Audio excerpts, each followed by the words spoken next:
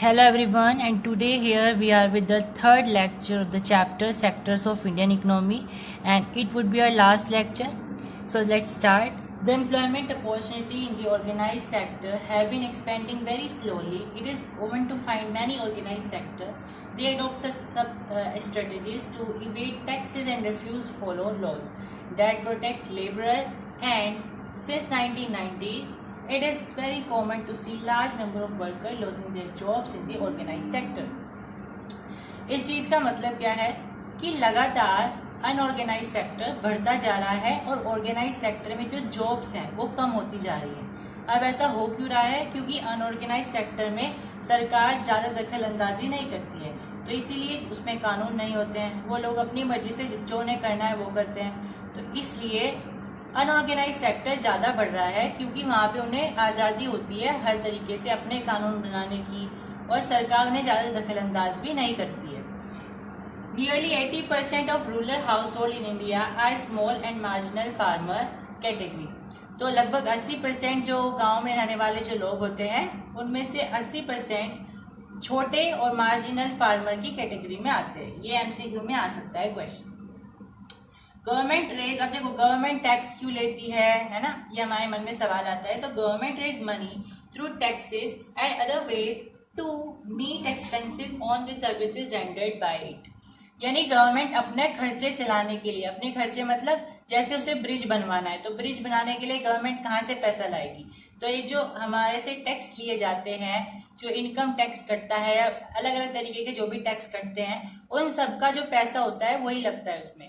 नहीं तो गवर्नमेंट कहाँ से लाएगी? गवर्नमेंट की तो खुद भी सैलरी 70,000 के आसपास होती है, तो उनके पास वो अपनी सैलरी नहीं लगाते इसमें। ये जो पूरा का पूरा बजट तैयार होता है, और ये बजट कहाँ से आता है? टैक्स से और बाकी जितने भी तरीके होते हैं जिससे गवर्नमेंट पैसे इकट्ठा करती है लोगों से, उन सब से आता है।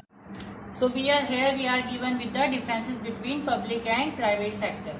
पब्लिक सेक्टर को गवर्नमेंट चलाती है, हम सब जानते हैं। प्राइवेट सेक्टर को प्राइवेट इंडिविजुअल्स चलाते हैं, ठीक है, पहला डिफरेंस। दूसरा डिफरेंस है कि इनके मोटिव क्या होते हैं, मतलब ये सेक्टर क्यों चल रहे हैं। तो पब्लिक सेक्टर क्यों चल रहा है, इसका क्या मकसद है? तो इसका मकसद है पब्लिक वेलफेयर, मतलब कि जो समाज है उसका भला किया जाए, उसकी सेवा की जाए, उसको सर्विस प्रोवाइड की जाए, उसका वेलफेयर किया जाए। लेकिन प्राइवेट सेक्टर क्यों चलता है? उन्हें पैसा कमाना है, प्रॉफिट जनरेट करना है, प्रॉफिट मेकिंग का उनका मेनली मकसद होता है, हम बोल सकते हैं एम होता है या ऑब्जेक्टिव होता है।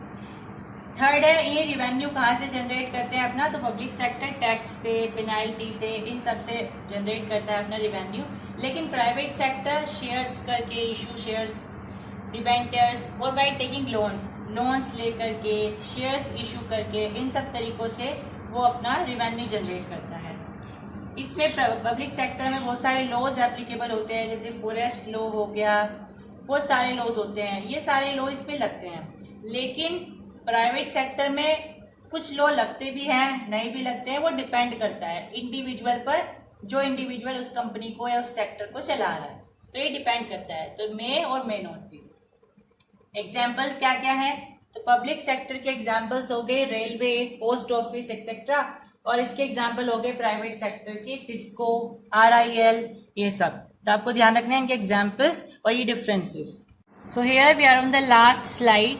Here the differences between organised and unorganised sector. तो organised sector gives us regular employment, इसमें रेगुलर एम्प्लॉयमेंट होता है। लेकिन अनऑर्गेनाइज सेक्टर में ऐसी कोई गारंटी नहीं होती है कि हमें रेगुलरिटी में काम मिलेगा, लेकिन ऑर्गेनाइज सेक्टर हमें ऐसी गारंटी देता है। ये गवर्नमेंट के द्वारा रजिस्टर्ड होते हैं, लेकिन अनऑर्गेनाइज सेक्टर गवर्नमेंट के कंट्रोल में नहीं होते हैं, उनके द्वारा रजिस्टर्ड नहीं होते हैं।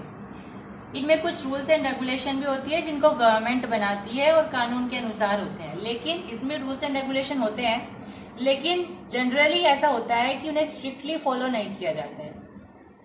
इसमें सारे के सारे फॉर्मल प्रोसेसेस होते हैं, जितने भी प्रोसीजर्स हैं काम करने के या जैसे भी।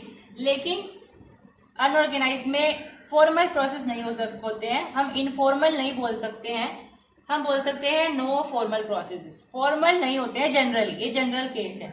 ऐसा होता है कहीं कहीं, और अनऑर्गेनाइज सेक्टर भी बहुत अच्छे से काम कर रहा है। लेकिन जनरल केस में क्या होता है कि वो फॉर्मल प्रोसेस से काम नहीं करते हैं।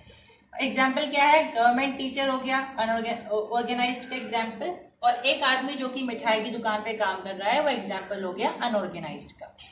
तो आज हमारा लेसन होता है complete. So subscribe dear school, bye.